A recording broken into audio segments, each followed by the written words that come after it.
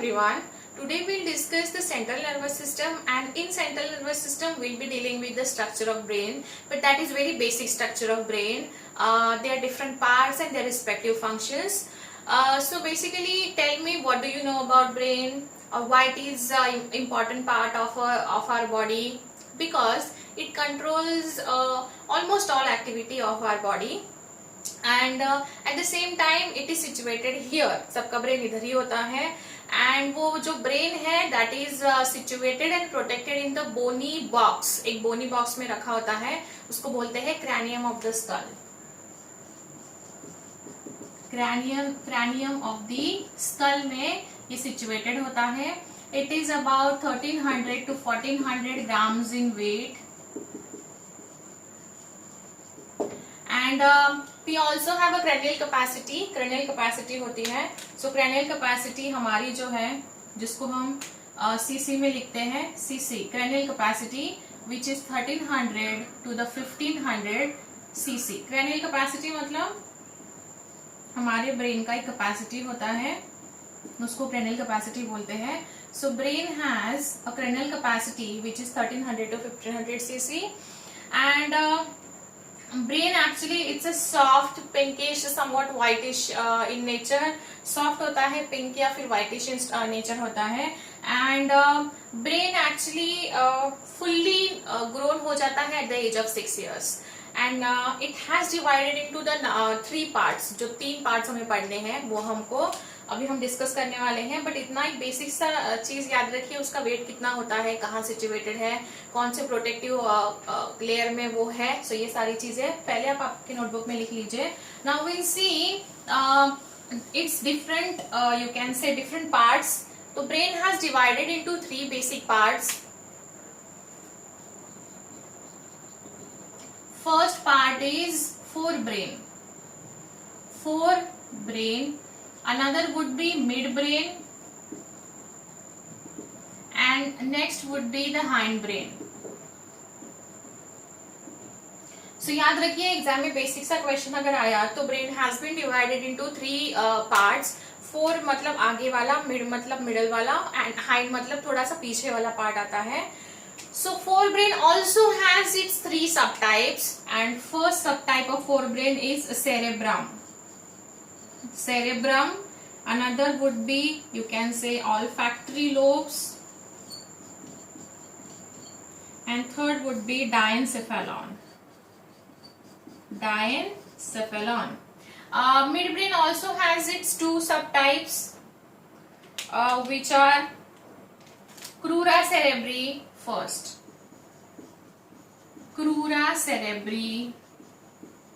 And next would be corpora quadrigemina. And hindbrain also has its 3 type. So hindbrain में पहला type होता है which is a cerebellum. Another would be pons varoli, and third would be medulla oblongata. So this is how the brain has divided into the 3 basic parts: forebrain, midbrain, hindbrain, and their respective subparts, so that they can perform their respective functions.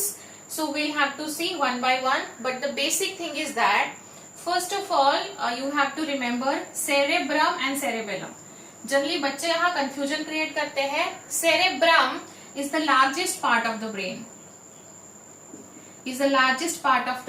And cerebellum is the smallest part of the brain. अगर basic level का syllabus में basic level दिया है CNS का, तो ये question generally पूछा जा सकता है, बिकॉज इट्स अ कंफ्यूजिंग है, और थोड़ा सा लॉजिकल भी बनता है क्वेश्चन पूछना, बिकॉज आपको क्वेश्चन हो सकता है which of the following would be the largest part of the brain, and that would be the cerebrum. But कितना लार्ज होता है हमको ये भी पता होना चाहिए, उसके कितने परसेंटेज होते हैं. So yes, it is around 80 to 85% of the total brain weight, and it is about 10 to 12% of total brain weight. आपके पास परसेंटेज है. सो सबसे बड़ा एरिया जो है सेरेब्रम का है, एंड सबसे छोटा एरिया ये है. फिर जो बचा हुआ जो remaining part of the brain है जो कि occupied by this remaining things, ठीक है। सो अभी हमें पढ़ना है very basic way each and every part of the function of this, ये हमें अभी पढ़ना है। So yes, will start with fore brain. Fore brain में होता है, सबसे पहले हम पढ़ेंगे ऑल्फैक्टरी लोब्स। सो हेडिंग दीजिए आपकी नोटबुक में, fore brain. First, olfactory lobes. Olfactory lobes पता है किसी को इसके बारे में? ऑल्फैक्टरी लोब का फंक्शन क्या है हमारे बॉडी में? Olfactory lobes has direct connection with the, or it has direct concern with the sense of smell. So olfactory lobes has a concern with sense of smell. Sense of smell. So generally जिसको sense of smell थोड़ा सा कम होता है, probably they have a small in size olfactory lobes. So olfactory lobes का एक ही function याद रखिए, it has a concern or it has to deal with the sense of smell. दूसरा जो हमने अभी पढ़ेंगे that is cerebrum, which is the largest part of the brain. अभी हमने डिस्कस किया 80 to 85% of the total brain weight occupied by the cerebrum. Because इसके पास बहुत ज्यादा परसेंटेज है, तो आप एग्जाम में याद रखो, इसके पास बहुत ज्यादा फंक्शंस भी है परफॉर्म करने के लिए। लॉजिक वाली बात है, अगर ब्रेन का सबसे ज्यादा एरिया ये ऑक्यूपाई करेगा तो इसके पास फंक्शंस भी बहुत सारे हैं। लाइक फॉर एग्जांपल हम शुरू करेंगे जैसे मेमोरी हो गया, इंटेलिजेंस हो गया, memory, intelligence, decision making, judgement power जो होता है, या फिर आप उसको बोल सकते हो, यहाँ मैं लिख के देती हूँ, आप भी मेरे साथ साथ लिखो। You can say decision making power, और वी कैन से आपको ये sense of touch, sense of pressure, sense of pain, ये भी सब कुछ यही सेरेब्रम हैंडल करेगा। इसमें बहुत सारे पार्ट्स होते हैं इसमें, like it has a sensory area, it has a motor area and it also has a associated area. इतना डिटेल में हम नहीं जाएंगे, आपको बेसिक सा क्वेश्चन पूछा जा सकता है। बट देन ये एरिया जो है इनमें वो फंक्शंस डिवाइडेड है, एंड वो मैं पूरे ऑल टुगेदर एक साथ यहाँ लिख के दे रही हूँ आपको। सो अगर आप देखोगे, it also has a Broca's area and Wernicke's area. So ये जो एरियाज है they have a very important functions to play, और वो फंक्शन होता है जैसे मे बी आप अभी कुछ सोच रहे हैं, और सोचने के बाद आपके जो थॉट्स है वो कहाँ आएंगे? स्पीच में कन्वर्ट होंगे। तो थॉट्स को स्पीच में जब कन्वर्ट किया जाता है वो भी यही एरिया से होता है, and movement of tongue, lips and vocal cords, ये सब भी इसी एरिया से मैनेज होता है। सो सेरेब्रम इज मोर और less very important part of the brain, जो कि हमारे ब्रेन का काफी ज्यादा पार्ट ऑक्यूपाई करता है, काफी सारे फंक्शंस को प्ले करता है। उसके बाद आपको याद रखना है third one, which is the forebrain का third one, which is the diencephalon. Third one is a diencephalon. Diencephalon also has a 3 points, और उसमें पहला पॉइंट है it has a 3 parts which is called as epithalamus, फिर आता है thalamus, and last would be a hypothalamus. So epithalamus means it is upper part of the diencephalon. So ये क्या करता है? उसको अपवर्ड प्रोजेक्शन प्रोवाइड करता है। So it actually provide the upward projection, but upward projection to which organ? Pineal gland. We have a gland in our body which is known as pineal gland, and it's an endocrine gland and it is responsible for the secretion of number of hormones. But यहाँ हमको 2 hormones पढ़ने हैं, जिसमें पहला hormone है pineal gland is responsible for the secretion of 2 hormones, serotonin and melatonin. Serotonin and melatonin. Serotonin basically it is responsible for the maintenance of homeostasis बोल सकते हो आप, या फिर ये मेटाबॉलिक एक्टिविटीज में इन्वॉल्व रहता है, it involved in the metabolic activities, and this melatonin it has a function to play in terms of you can say biological rhythm,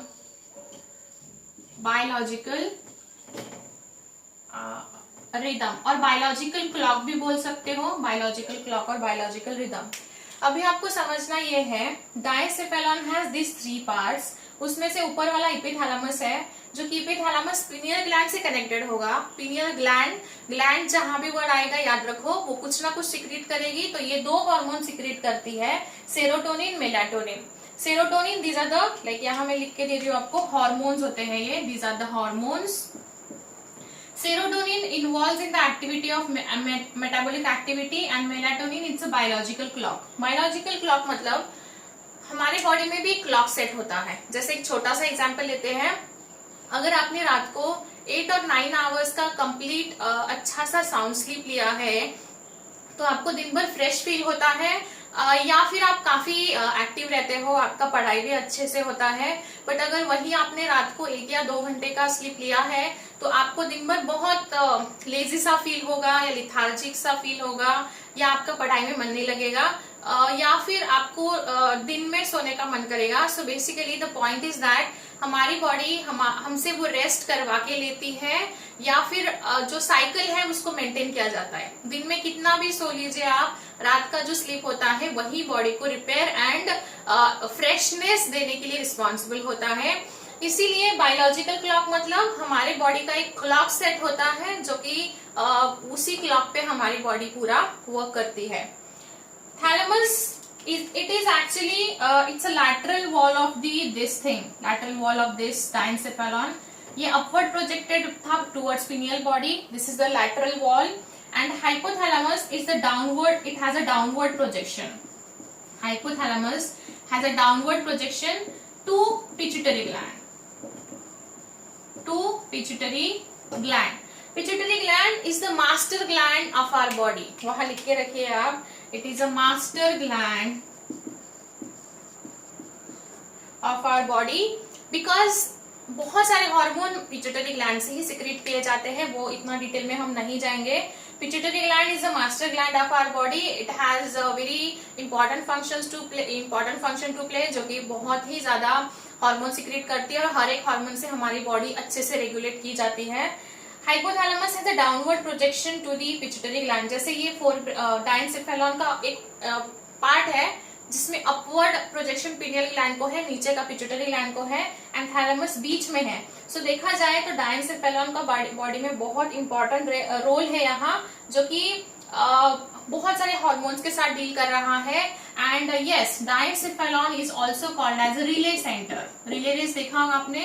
relay race कैसा होता है, अगर वो रेस यहां से शुरू हो रहा है तो क्या होता है, ये फर्स्ट नंबर का प्लेयर है, तो रिले रेस में ये पहले नंबर का प्लेयर यहां तक रेस खत्म नहीं करता है। मे बी आपको पता होगा या किसी ने एक्सपीरियंस भी किया होगा। ये कुछ इसके पास कुछ प्रॉप रहेगा, वो सेकंड वाले को हैंड ओवर करेगा, थर्ड को करेगा, एंड फिर फोर्थ वाले को करेगा। तो यहाँ जो होगा ये में भी थर्ड वाला बंदा जाके फोर्थ पॉइंट पे सिचुएटेड होगा या खत्म करेगा रेस। रिले सेंटर इसीलिए बोला जाता है इसको, because it has situated in the middle part of this thing. Forebrain का मिडिल पार्ट है, so that it has to carry number of information towards the cerebrum, इसलिए इसको रिले सेंटर भी बोला जाता है। And because it has involve in the number of hormonal things, इसलिए ये जो है डायसेफेलॉन ये होम्योस्टैसिस भी करता है बॉडी का। होम्योस्टैसिस, ये वर्ड आपने सुना होगा स्कूल लाइफ में। होम्योस्टैसिस मतलब बॉडी को पूरा अच्छे से रेगुलेट करना, मेंटेन करना, सारी चीजें अच्छे से चल रही है कि नहीं देखना, that is the meaning of homeostasis. So yes, ये डायसेफेलॉन मतलब फोर ब्रेन हमारा यहाँ खत्म होता है। Now next would be mid brain. Mid brain में हमने 2 पार्ट्स लिखे थे, corpora quadrigemina and crura cerebri. So corpora quadrigemina and crura cerebri. So this part actually जैसे होता है ना, इसमें सुपेरियर इंफीरियर कॉलिक्यूली होती है, इसमें कॉर्पोरा क्वाड्रिजेमिना में क्या होता है, जैसे अगर सपोज मान लीजिए आप कोई कोई वीडियो देख रहे हो, कोई विजुअल स्टिमुलस है आपके पास, और वो विजुअल स्टिमुलस से आपको बहुत अच्छा लग रहा है, लाइक सपोज मान लीजिए वो कोई वीडियो चल रहा है और आप उसको म्यूट करे हो, लेकिन फिर भी वो डांस कर रहा है, तो हम हमारा बॉडी का मूवमेंट करेंगे, तो हम लोग विजुअल एनालिसिस होते हैं उसको भी हम लोग सेंस करके उसके जैसा हम एक्ट कर सकते हैं। या ऑडियो होता है, जैसे अगर आपने केबीसी देखा होगा या कोई भी कॉन्टेस्ट देखा होगा, तो उसमें कई बार किसी एक्टर का या किसी एक्ट्रेस का वॉइस या साउंड क्लिप जो है वो सुनाया जाता है, और फिर उससे हमको वो पहचानना होता है किसका है। हम उसको देख नहीं पाते हैं, लेकिन फिर भी हम ऑडियो को रिस्पॉन्स करते हैं। सो वो विजुअली देख के या फिर ऑडियो देख के जो हम रिस्पॉन्ड करते हैं, that is handled by the corpora quadrigemina. वो जो स्टिमुलस है या जो भी हम चीजें उसके जैसा करते हैं, वो हम कॉर्पोरा क्वाड्रिजेमिना हैंडल करता है। Crura cerebri actually it involves in again a maintenance of number of functions. ये काफी ज्यादा फंक्शंस को मेंटेन करता है। It's a part of the midbrain. So इसको क्या करना है, जो भी हैंड ब्रेन से इंफॉर्मेशन आएगा, मिड ब्रेन से उसको फोर ब्रेन में ट्रैवल करवाना है। सो ये भी इसके फंक्शन है। तो ये दोनों के फंक्शन ऑल टुगेदर याद रखिए। ये बीच में सैंडविच होता है fore brain and hind brain का, सो दैट ये ऐसे उसके फंक्शंस कैरी ओवर करता है। Next, hind brain. Hind brain actually has three part, जिसको थोड़ा सा भी चाहे तो आप ऐसा एक टेबल बना सकते हो आपकी नोटबुक में। First is cerebellum. अभी हमने पढ़ा, it's the smallest part of the brain. Pons varolii and medulla oblongata. Medulla oblongata.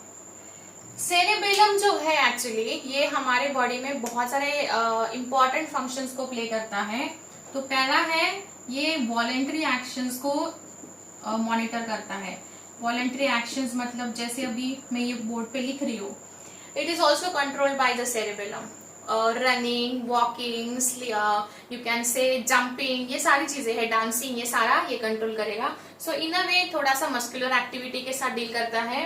And इसके बाद आपने सुना ही होगा, यहाँ हाइंड ब्रेन नीचे होता है थोड़ा सा, तो यहाँ अगर कभी चोट लगता है या कोई ऐसा हिट होता है, यहाँ इंजरी होता है, तो बहुत जल्दी डेथ हो सकता है, बिकॉज यहाँ बॉडी में वाइटल फंक्शंस, वाइटल ऑर्गन्स के साथ उनके फंक्शंस भी बंद हो जाते हैं।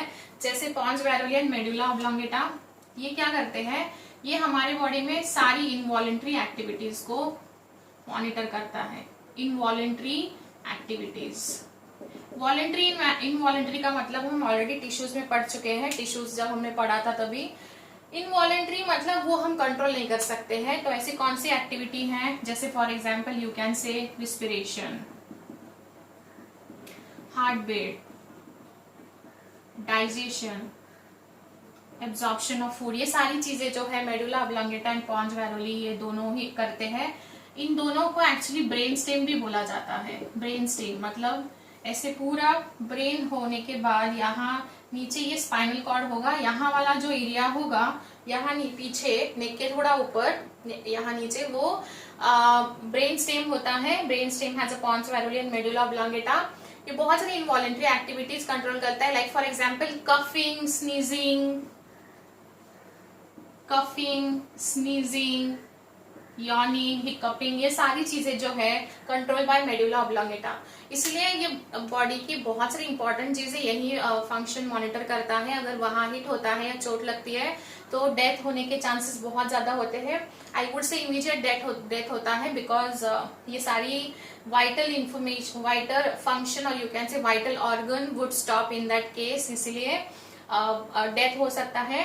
सो यस, ये बहुत बेसिक सा स्ट्रक्चर हमने पढ़ा है। आपको इसके बाहर क्वेश्चन नहीं आ सकता है। आपको बस क्या है, लाइफ प्रोसेसेस है, तो लाइफ प्रोसेसेस में बेसिक पढ़ना एक्सपेक्टेड है आपसे। तो ये ब्रेन का स्ट्रक्चर फिर भी यहाँ काफी ज्यादा डिटेलिंग में करा दिया मैंने। आप बस उसका एक चार्ट बनाइए, नोट्स भी मत लिखिए, चार्ट में ही उसके फंक्शंस मेंशन करिए, क्वेश्चन आया तो आप उसके साथ डील कर सकते हो। सो यस, कुछ डाउट होगा तो you can let me know, and that was all about this thing, central nervous system and basic structure of brain. Okay, I hope you have all understood our brain ka structure, very basic structure of brain. And yes, see you in next session. Thank you.